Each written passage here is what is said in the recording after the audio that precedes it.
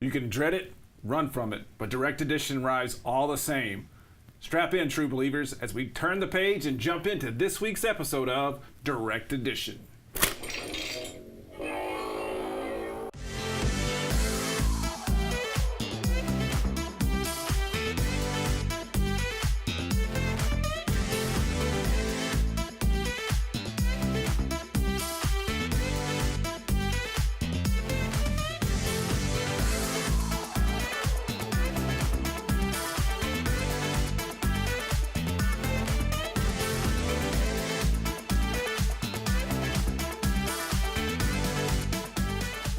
The week of June the 12th, and we're back with a new episode of Direct Edition. This week, we're going to go ahead and answer your hard-hitting questions with a Q&A from one of our own subscribers. We're also going to talk about our new releases and discuss how to keep your comic books safe. We got a lot to talk about, and we're not going to waste any time telling you what it's about. So first and foremost, let's get to your questions. Tommy, hit us with the question. Thanks, Jared. Again, thanks everyone for tuning in and watching. Don't forget to subscribe, like, and comment, because these really help us to answer your questions, which leads us up to today. Our first question today comes from The Hooded Hero. Cool name. He asks, when behind on runs and events, is there a site or do you have a resource on reading orders? Great question, Jared. Yeah. Well, The Hooded Hero. I recommend, as always, the internet is a great resource. There are wiki sites, there's Comic Vine, Comic Book Resources, all of whom don't actually sponsor our show, so for name dropping, sorry.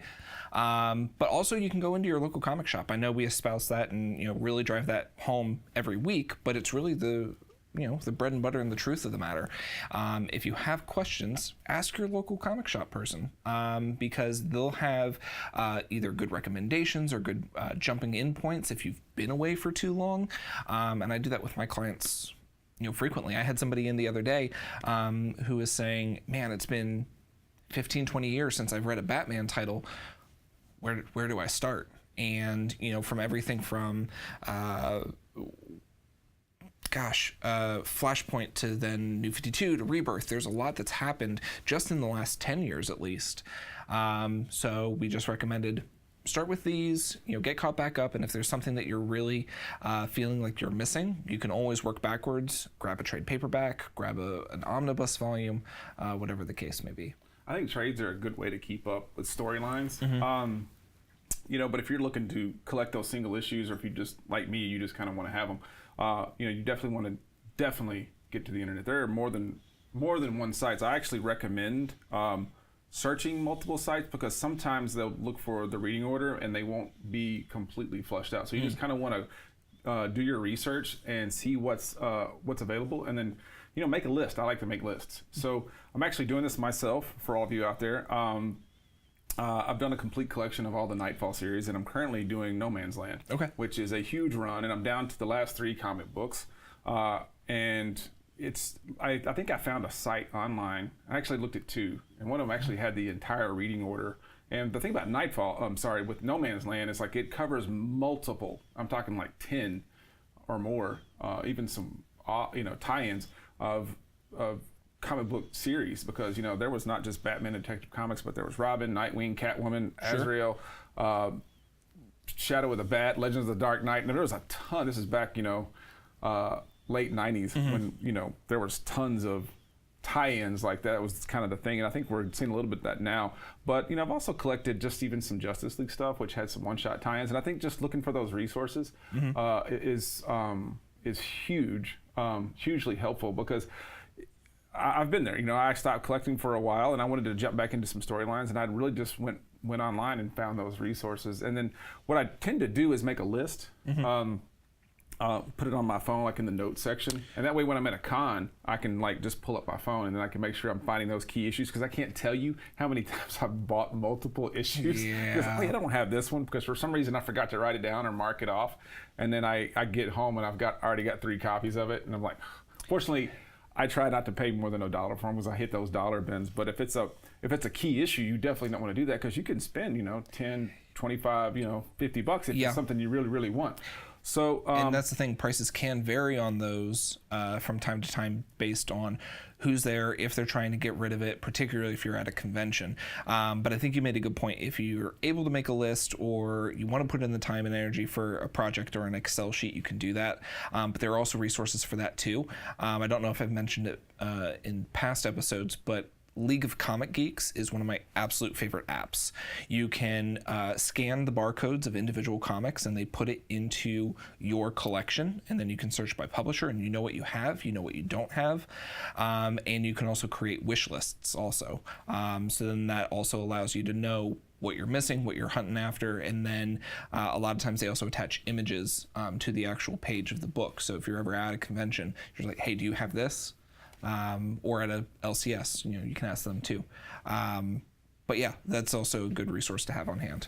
And one thing I found too is to, talk to your friends, because sometimes I can't make it to all these cons, or they're just out and about in a local comic shop, and say, hey, I'm looking for, whatever that case may be, and send them your list, send them a text. That way, if they do find it and they pick it up, at least somebody snagged it for you. And I think that's a great way to just kind of collaborate and work together, because you could go on Amazon and get some of these books, but I think that takes the fun out of it. That's just me. It does. There's definitely an advantage and a fun to that kind of hunter-gatherer mentality of unearthing that hidden gem of what you're looking for. But also, you made a good point of, when you're talking with your friends and you're engaging them in your hobby, even if they don't share it, it continues to grow the community and at least spread the awareness of this is something really fun and everyone can engage in it, and everyone can contribute in their own way. I hardly agree. So whether you're looking for the next issue of No Man's Land or you're just out trying to build up your collection, let us know. We'd love to help. This is a great resource for you and for us. So send us those comments. Be sure to like and subscribe. In the meantime, we're going to take a quick break and we'll be right back with our picks of the week.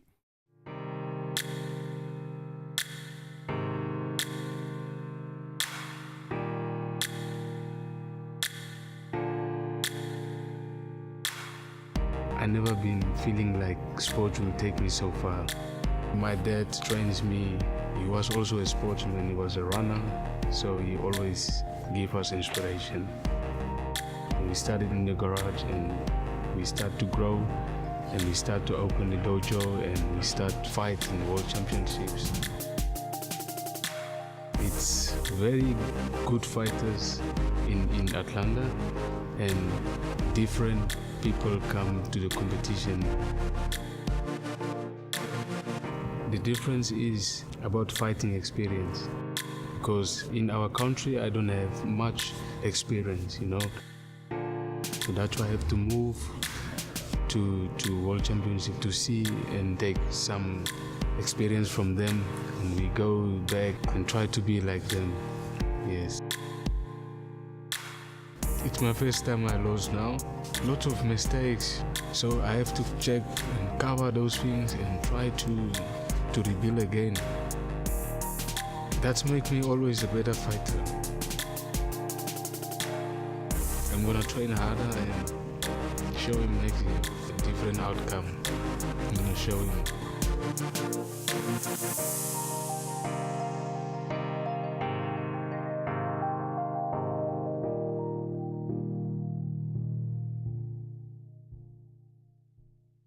All right, and welcome back. Here we go. It's our favorite segment and yours. New releases this week. Tommy? Thanks, Jared. All right, I'm going to start from the bottom this time with Boom Studios. Boom Studios is bringing us Buffy the Vampire Slayer #5 and Ronin Island #4.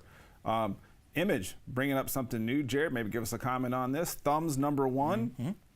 Yeah, Thumbs #1 is kind of imagine Mark Zuckerberg-esque type individual with a whole army of teenage and tech-focused individuals, and he directs them to overthrow the government. Want to pick that one up. Man-Eaters #9. Paper Girls #29. We are getting closer and closer to the end. Section 0 #3. And for all you zombie fans out there, Walking Dead #192. Marvel keeping it going with War of the Realms #5. This is Jared's favorite series, and he is keeping it strong. Black Cat #1. Incredible Hulk Last Call #1. This is a one-shot, guys. Savage Avengers #2. Old Man Quill number 6 of 12. This is a pretty good series. Comic Ghost Rider destroys Marvel History number 4. Who came up with that title? Cosmic Ghost Rider destroys Marvel History number 4. Jared, please tell me there's something good with that one. And Uncanny X-Men number 19. All right. For DC, Batman number 72. Deceased number 2. Green Lantern number 8. Harley Quinn number 62. From Wonder Comics, Young Justice number 6. Shazam number 6. And Adventures of the Super Son number 11. Almost done with this series. And finally, rounding it out, Female Furies number 5. That is our list for the week, Jared. This is actually a pretty big list this week. So all you guys who have pulls out there, I'm hoping you're keeping up with your local comic shop because you don't want to miss any issues. Yeah, I think this What are you week. getting, Jared? I think you already mentioned that, yes, I will be continuing with War of the Realms, at least with the main series. There are quite a number of tie-ins, and I've fallen a little bit behind on those. I think for me, the recent changeover with Batman from issue number 71 has kind of reinvigorated me and brought me back. Also with the announcement that Tom King is leaving Batman.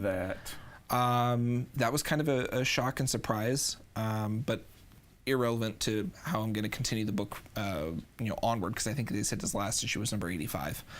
Definitely going to pick up Thumbs number 1. More often than not, if Image releases a new number 1, I have to have it, just because we have those issues where something like Saga, came around in 2012 and is widely known and very well celebrated. So usually number 1 issues just for the collector in me, I have to have from Image.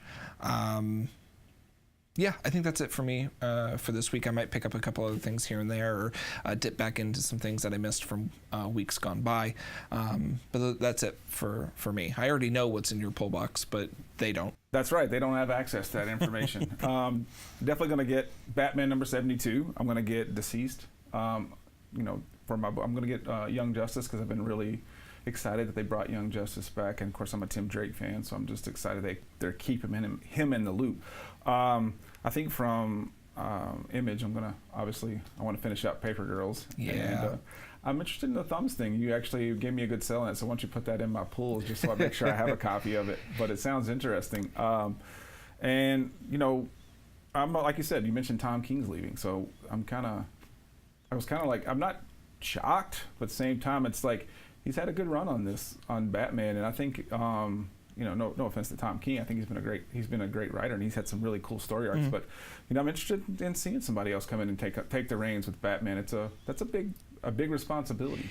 It is, and I think while Tom King has had a very storied run, had a memorable run, he was able to do The Wedding, he was able to do the aftermath of that.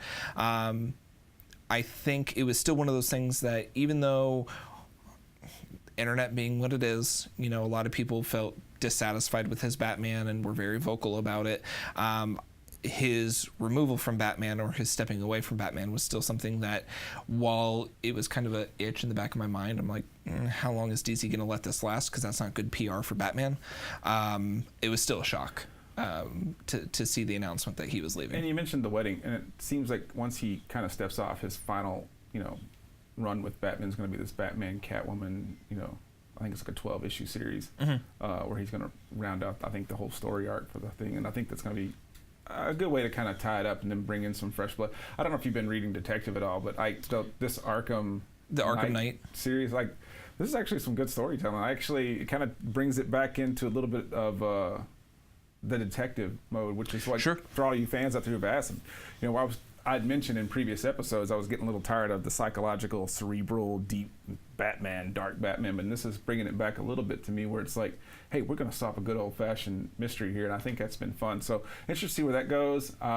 Curious, how the Arkham Knight in the comic book's definitely different from the video game. So it's, a lot of people were concerned about that when they made the announcement that Arkham Knight was going to make their first appearance in the DC comic books. They didn't know if it was just going to be a copy-paste, or what changes they were going to make, because the revelation in the video game, while relatively underwhelming for some,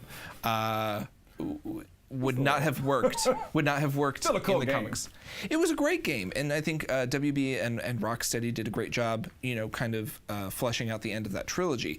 But for those of us that do follow Batman, or at least comic book aware, we could see all the tent pole and the signposting along the way, so it wasn't as much of a surprise for us. But I was very interested to see that announcement, and continuing just to see how things continue to develop and evolve with Batman specifically, because he's one of the few DC characters that I continually have interest in and read. And I don't think you're alone in that endeavor. So tell us, what you're looking forward to. Let us know what your picks of the week are. Don't forget to like and subscribe, comment, and we're going to take another quick break, and we'll be right back.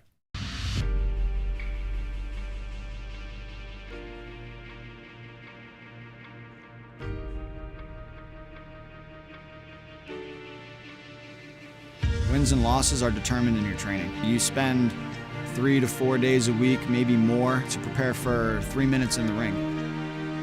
I was never the fastest or the strongest or the most athletic kid. I've always had to work for everything I've gotten. So having that time set out where it's like, all right, this is me time. I have to do this. This is my training. And sometimes that means waking up at 4 o'clock in the morning, going to the gym because I got to work from 7 to 5. I've been very lucky. I've had very supportive parents that always pushed me, and great coaches. There's nothing that can beat it. You take the beatings and you learn so much through that when you get out here for competition, it's second nature.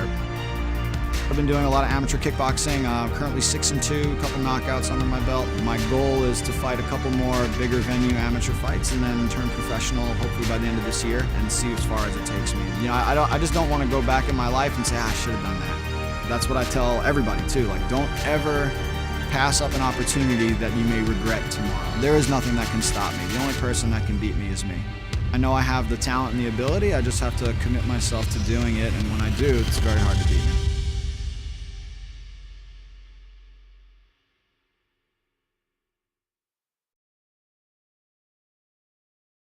Welcome back. It's Comics 101 time. We're going to talk about how to protect your comics. If you're like me, you want to keep these things in boxes and bags and boards. Jared, what's the best way to protect your comic books? I mean, I know bags and boards are kind of the standard. People put them in long boxes, but David Lakely had asked us, is there any other ways? Should we be buying hardcover, hard plastic protectors, or, and then the comics grading systems they provided with that, the hard sealed package too. So best practices. Best practices, first and foremost, are always, bagging and boarding your comics. For those of you, bags and board is essentially shorthand for the cardboard backing and the plastic sleeve that goes over your comic book. Why these are important, the White Virgin cardboard backers are actually acid-free. They keep the ink from running on the back of your comic book, and you typically shouldn't put 2 comics in one sleeve. Reason being is only one of the sides is acid-free. The sleeves come in a variety of different types of plastic. There's 2 mil, 3 mil, Mylar, and all of those have different rates of breaking down. Typically a Mylar is archival and will last a lifetime, whereas the 3 mil, which I use at my store, typically you would only have to replace maybe every 5 to 7 years. That's bar none for every comic. It keeps it from hopefully being dented, bent, and then when you're finished reading it, you can just kind of store it and keep it away, and then fits nicely in the boxes that are provided, or that you can at least find out at a local comic shop. They come in short boxes, long boxes, they come in the white cardboard, they come in hard plastic.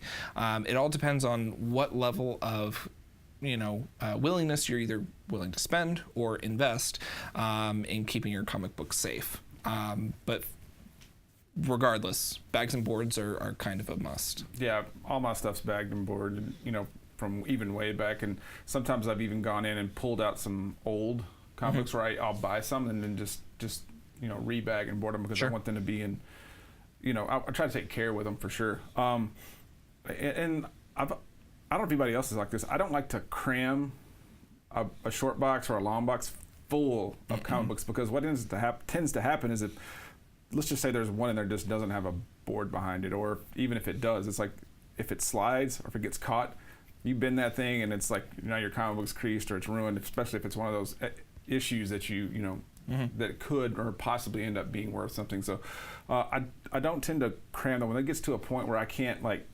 look through it, I actually kind of just buy another box. And guys, I highly recommend this because they're not that expensive. A short box is like $7. And I think a long box is just $11 or something. It's not, because it's not very expensive at all. No, a long box is just 2 short boxes essentially. Yeah. And that's at least the pricing.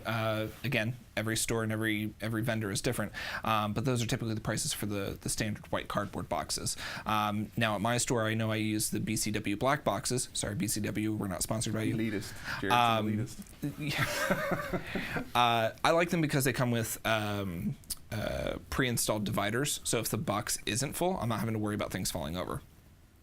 But I do dividers too, but I bought the plastic inserts, that way I can actually keep up with what series is what, Right. And then I had to go in and label all of them. But I actually like that process, even though it's kind of time consuming, but that's just the way I do things. Right.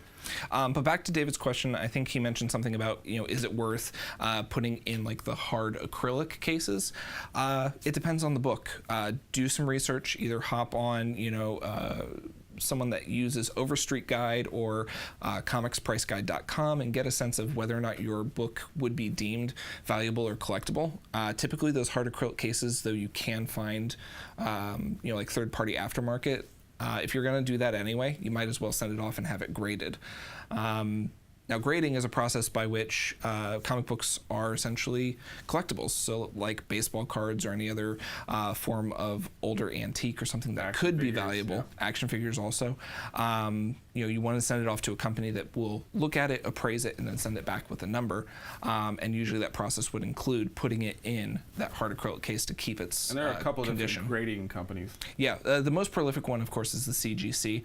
That's the one that most people use, but I think there's another one. I think it's CBCS. I think there's CBCS. Is that right? There's 2 or 3. JPX, Yeah. I think, also. And a lot of these guys set up at cons. You can actually bring your comic book to the con and they'll just do it right there for you. They'll at least collect the information. They either take it back or they can do it right there.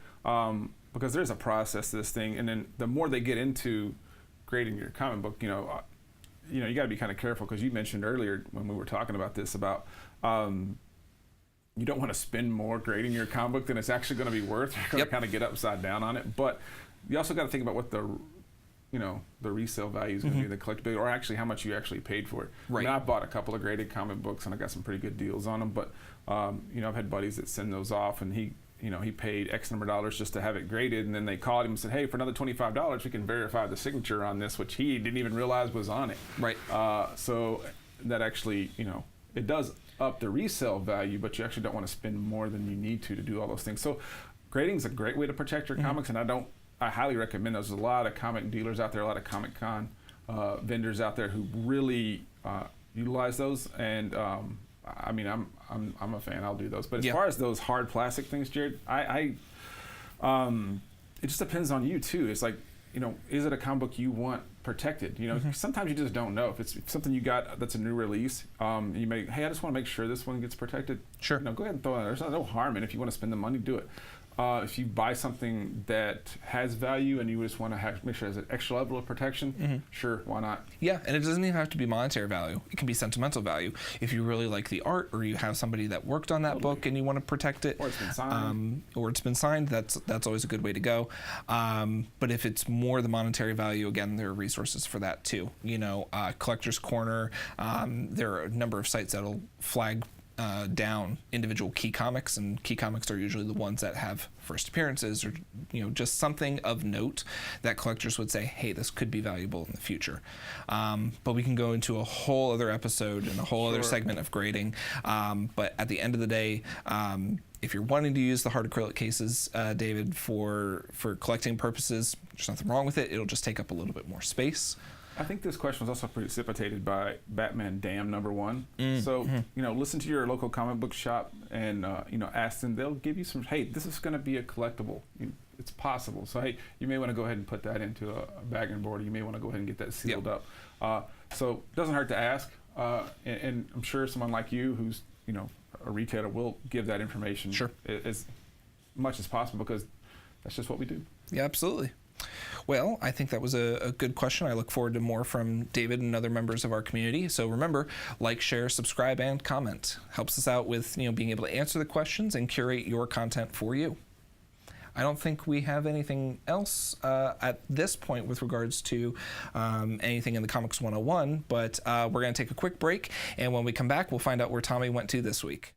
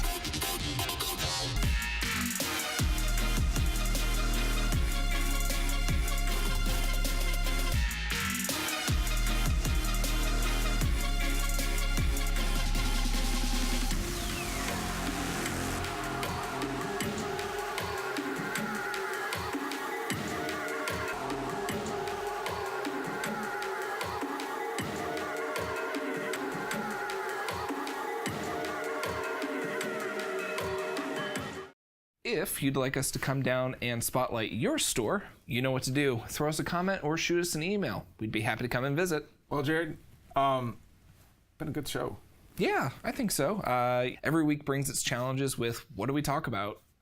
There's always new stuff happening. We got a lot of stuff on the horizon. I'm excited for San Diego Comic-Con coming up. Did you see the Picard teaser? I did. Star Trek. I'm yeah, excited I about did. this show. It was very well done, very artistic for a trailer. I gotta ask me, do you even think Patrick Stewart was in that trailer, or was it just some hand model? Because No, I thought they showed his face at the end. I'm talking about like with the vineyard parts and stuff. I was actually wondering, like, was it actually Patrick Stewart, or I'm sure it was. Sir Patrick Stewart is very committed to his craft. Okay, nobody plays Picard but Patrick Stewart. Not even his hands. I'm excited about this show, and I love the fact that it's kind of a tie-in to All Good Things. So, which is, for those of y'all who Star Trek fans, was the last episode of Star Trek: Next Generation. Even though there were 4 films after that, this kind of really ties into Future Picard and where he's at. Yeah. He also was tied in. If anybody read the the comic series leading up to the J.J. Abrams launch of Star Trek, he was actually sort of... was that Countdown? Countdown. Yeah, that sounds right. Yeah. Wait, how would they put Picard in the Countdown series for a... Well, it started off in the Next Generation. Future. Okay. And I think he was rolling with Spock, and then they ended up with Data, in the future too. So there was like the B... Can you tell I haven't read it? Because I was very... God, this was years ago, too. I'm kind of like, this, so, correct me if I'm wrong, guys. But yeah, he was in that. But, I mean, again, this is kind of like, seems like it's picking up a little bit with All Good Things, starting with the Vineyard. I'm really curious to where this is going to go. And obviously, he's Admiral Picard now, so I'm sure it's going to tie into bringing him into some sort of, major crisis with the Federation or something. But again, super excited about this show. I mean, I've been following. I mean, I've watched a little bit of Discovery. I can't say I've struggled with it. I don't know why. Have you watched all of it? Because from my understanding, season 1, like any show, kind of trying to find your legs and find your stride. But I've heard that since the introduction of Captain Pike in season 2, much better. It's like a completely different show. I haven't finished season 1, so I'm trying to get through season 1. I honestly, I've been more into the Orville. Okay. I love the Orville. I watched the first season of the Orville, and that was just a ton of fun because I don't think Seth MacFarlane gets the credit that he's due sometimes.